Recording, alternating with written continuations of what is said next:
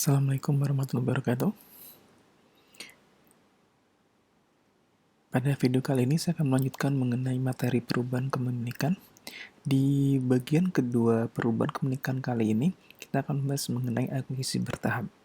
Ya, di sini ini hampir sama dengan materi yang kedua mengenai investment in associate, ya, di mana dia mendapatkan significant influence ya, melalui kepemilikan bertahap. Kalau di sini sekarang bagaimana perlakuan akuntansi ya pada saat perusahaan induk itu memiliki perusahaan anak itu melalui beberapa transaksi. Di sini bisa dikombin antara pemilikan bertahap ditambah dengan interim acquisition, yaitu pada saat dia memperoleh kontrol, yaitu terjadi di antara tahun atau di tahun berjalan, bukan di awal atau di akhir tahun. Nah, di sini kombinasi bisnis melalui kepemilikan saham secara bertahap yang melakukan perlakuan akuntansi secara khusus terjadi pada saat pemilik saham memperoleh pengendalian. Pada saat kendali diperoleh, pemilik saham harus mengukur ulang investasi awal yang telah dimiliki sebelumnya pada nilai wajarnya dan mengakui adanya laba atau rugi di dalam laporan laba rugi. Sekali kendali diperoleh, semua kenaikan atau penurunan kepemilikan berikutnya diberlakukan sebagai transaksi antar pemegang saham dan dilaporkan dalam ekuitas. Artinya di sini pada saat perusahaan di sini memiliki atau memiliki kendali atas S ya, maka nanti pemilikan sebelumnya harus dinilai ulang berdasarkan nilai wajar pada saat kontrol tersebut diperoleh. Dan pada saat kontrol diperoleh tadi, maka nanti akan dihitung, akan diidentifikasi ada tidaknya ekses atau goodwill. Ya, di sini nanti kita akan identifikasi.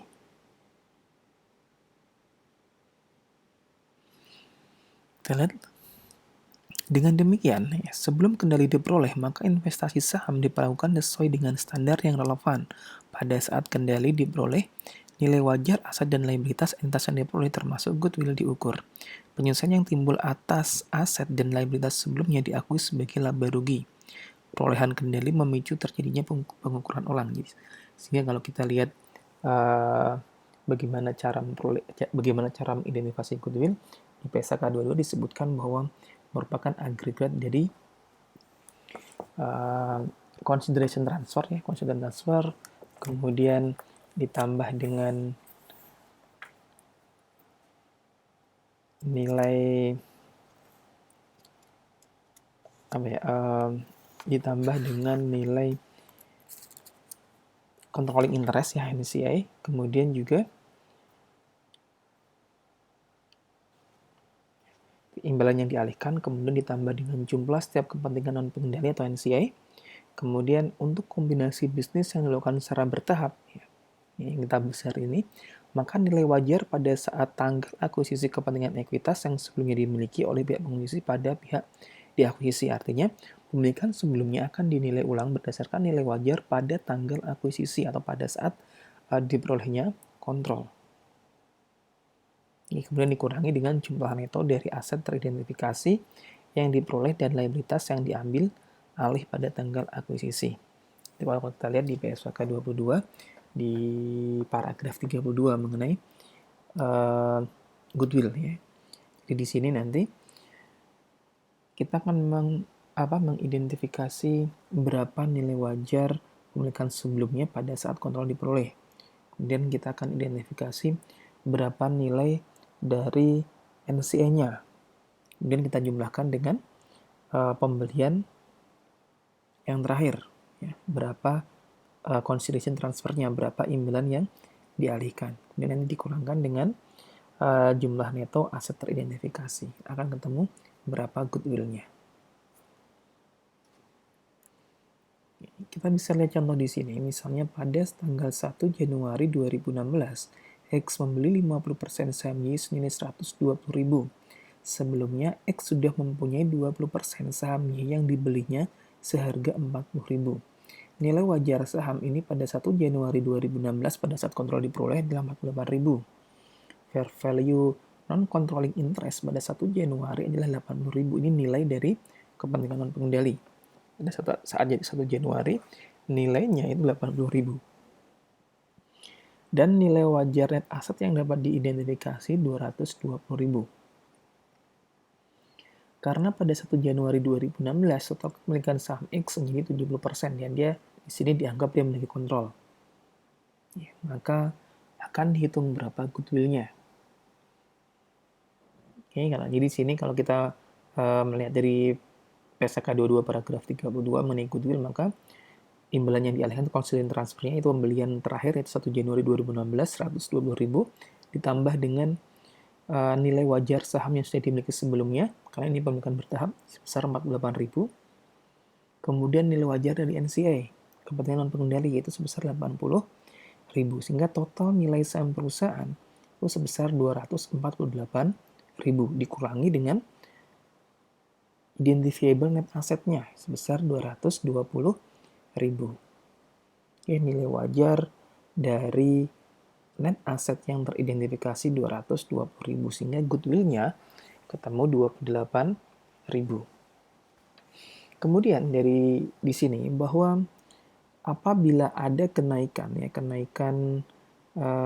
nilai wajar atas pemilikan sebelumnya, maka akan diakui adanya laba atau rugi di dalam laporan laba rugi.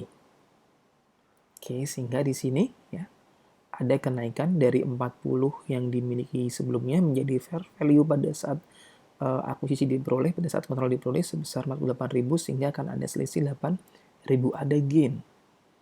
Maka di sini kita akan jurnal di bukunya P. Ya, jurnal di bukunya P. Jadi di materi kali ini kita fokus di bukunya P di sini ya. Maka akan mencatat investment in Z pada cash ya, cashnya adalah 120.000 pembelian terakhir, ditambah dengan gain on increase in value of share, yaitu kenaikan nilai wajar dari pemilikan sebelumnya. Oke, dari 40 menjadi 48.000, sehingga total investment in Z ya, total investment in Z sebesar 128 ditambah dengan 40 atau 120 ditambah dengan 48, ketemu 168.000. Misalnya bila nilai saham NCA 1 Januari 2016 tidak diketahui, maka goodwill dihitung menggunakan implied value. Jadi kalau tadi karena diketahui nilai NCA, jadi di pertemuan di materi ketiga awal kita membahas ada dua metode menghitung excess atau goodwill ya. Ada metode yang sudah diketahui NCA, ada metode menggunakan implied value ya.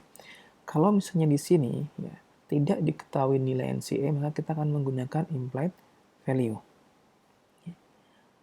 Pada 1 Januari tidak diketahui ya, nilai NCA-nya, maka pembelian 1 Januari-nya 120, nilai wajar yang sudah dimiliki 48.000, ya, total nilai sahamnya menjadi ya implied value-nya adalah sebesar 100 dibagi 70% dikalikan ya di sini kan 100 di sini 100 dibagi 70 dikalikan 168.000 ketemu 240.000, kemudian identifiable net asset-nya 220 sehingga ada goodwill sebesar 20.000.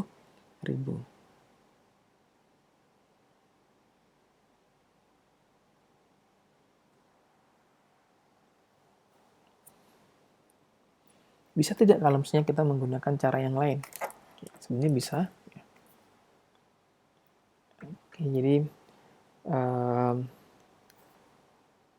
untuk menghitung goodwill-nya kita juga bisa menghitung dengan cara tadi ya, saya tulis di sini ya. Ini cara lain ya, cara lain. Oke. Pembelian terakhir ya, itu sebesar 120.000. Oke, untuk mendapatkan persentasenya itu yang didapatkan diperoleh 50% ya, benar kan 120.000 tadi digunakan untuk membeli 50%, sehingga implied value-nya itu sebesar 120.000 dibagi dengan 0,5 akan ketemu sama dengan 240.000.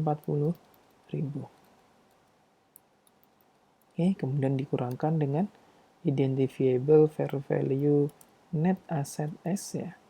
Karena kita mencari goodwill. Kalau mencari excess saja, kita cukup net assetnya pakai book value-nya. Ketemunya sebesar fair value tadi 220.000. Sehingga ada goodwill ya, goodwill-nya yaitu sebesar 20.000. Oke, sama ya, hasilnya sama.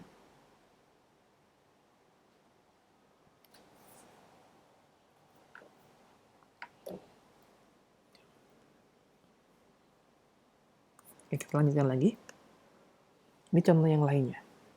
P memiliki 90% saham S yang melalui serangkaian pembelian saham mulai 1 April 2016 sampai dengan 1 Oktober 2016. Artinya di sini akuisisi di sini diperoleh pada 1 Oktober. Jadi di sini combine dari step acquisition dan interim acquisition. Karena dia diperoleh pemilikannya pada 1 Oktober. Kalau yang soal tadi kan dimiliki di 1 Januari kontrolnya, jadi nggak ada masalah. Kalau yang di sini lebih kompleks, jadi di P mendapatkan kontrol itu di tengah-tengah tahun ya, atau interim acquisition. 1 April memperoleh 5%, 1 Juli memperoleh 5%, 1 Oktober beli 80%, senilai 210.000. Nilai buku aset neto S sama dengan fair value. Setiap selisih antara cost dan nilai wajar dialokasikan ke goodwill. Untuk investasi yang dari 1 April dan 1 Juli, P menggunakan cost method karena ia tidak memiliki pengaruh yang signifikan. Sedangkan mulai 1 Oktober di samping tetap menggunakan cost method, P harus menyusun laporan konsolidasi. Jadi ini asumsinya perusahaan tetap ingin menggunakan metode cost ya.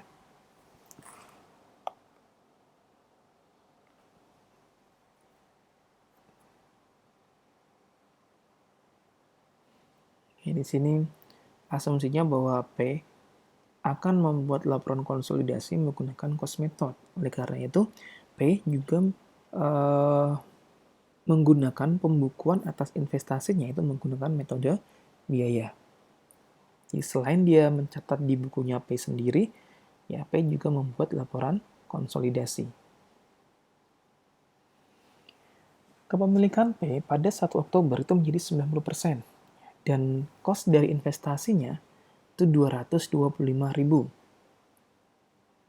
Jadi asumsinya di sini 225.000 di sini asumsinya yaitu pemilikan sebelumnya ya 5% yang di sini 7.000 dan 8.000 itu sudah sesuai dengan nilai wajar pada saat akuisisi. Karena itu untuk menghitung goodwill-nya, asumsinya book value-nya adalah 220 ya. Equity S at acquisition di sini 1 Oktobernya 220.000. Maka goodwill-nya adalah kita hitung impact value-nya yaitu 100 per 90 dikalikan 225.000 sama dengan 250.000 yang di sini. Di sini. Oke. 100 dibagi 90 dikalikan 225.000 ketemu 250.000 ini adalah impact value-nya. Sehingga terdapat goodwill sebesar 250 dikurangi 220.000 ketemu 30.000. Kalau misalnya ternyata nilai wajar saham pada saat yang dibeli 1 April dan 1 Juli pada saat akuisisi itu dilakukan itu menjadi 9.000 dan 10.500, maka nilai investment in S itu menjadi nilai pembelian akhir ditambah dengan fair value investasi sebelumnya, yaitu 9.000 ditambah dengan 10.500. 19.500 ditambah dengan 210.000. Ketemunya 229.500.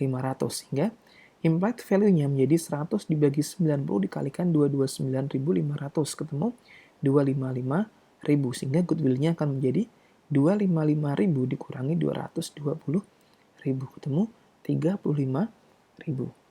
Oke, di sini ya. Yang 7.000 fair value-nya pada saat akuisisi menjadi 9.000, yang 8.000 menjadi 10.500. Goodwill-nya 35.000. Ini asumsinya. Untuk perusahaan berikutnya diasumsikan nilai wajar yang telah dimiliki sebelumnya sama dengan nilai perolehannya. Untuk penyusunan laporan keuangan konsolidasi 2016, P memasukkan revenue dan expense mulai dari 1 Oktober, hanya 3 bulan saja. Oke, ini asumsi cost-nya, ini adalah laporan konsolidasinya. Oke.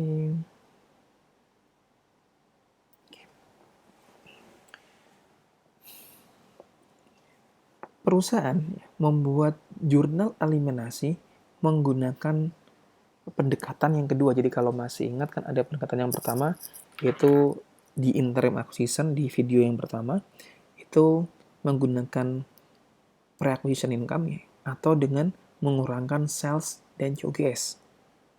Ya, di sini kita menggunakan mengurangkan sales dan COGS. Oke.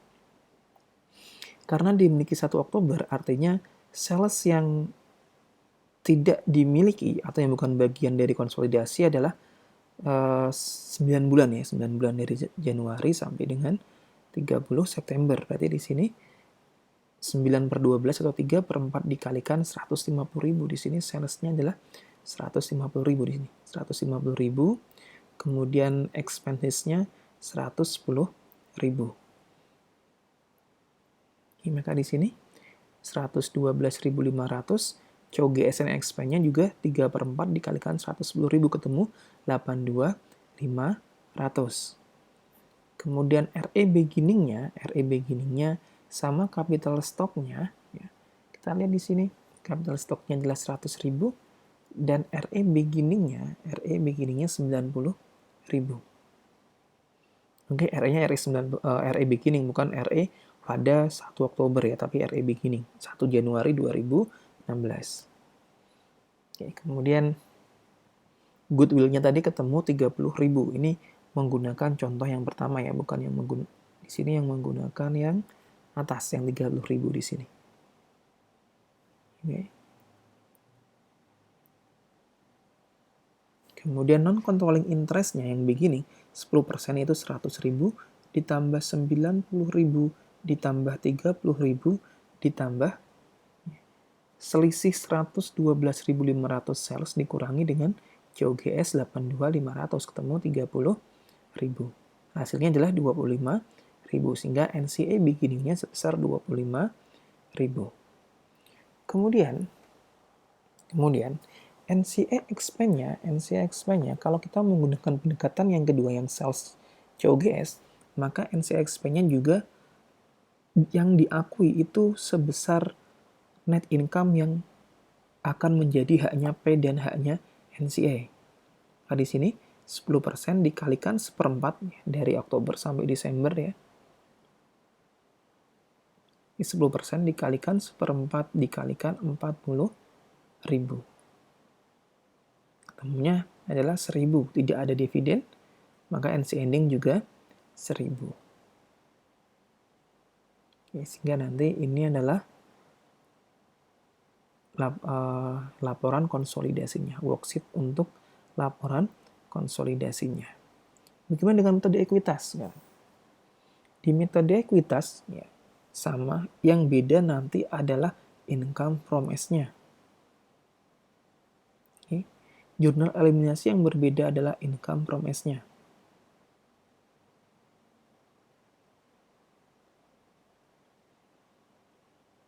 Yaitu income from S ya, dan investment in S itu sebesar 9.000.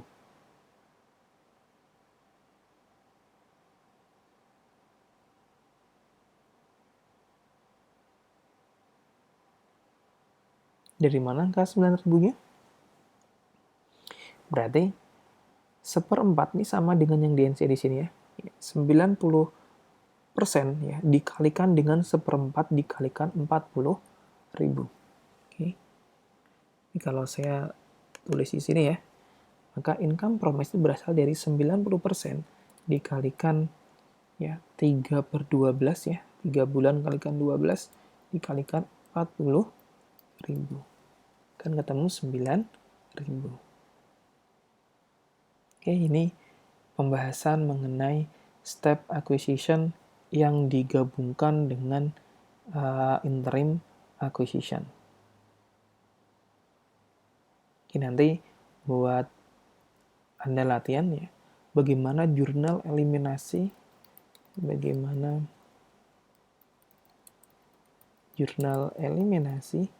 apabila menggunakan pendekatan yang pertama.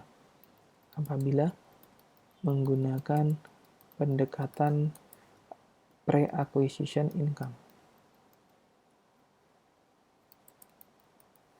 Oke, silakan nanti Anda latihan, ya, Anda kerjakan, kemudian buktikan bahwa nanti nilai NCA endingnya, nilai NCA equity-nya itu sama antara pendekatan yang pertama, pre-acquisition income, dengan pendekatan yang kedua, sales COGS. Ya, kalau kita lihat di sini NCA-nya 26.000 ya, NCA beginning-nya 25, dan NCA ending-nya 1.000. Silakan nanti Anda cek, hasilnya harus sama. Oke, saya cukupkan. Terima kasih. Wassalamualaikum warahmatullahi wabarakatuh.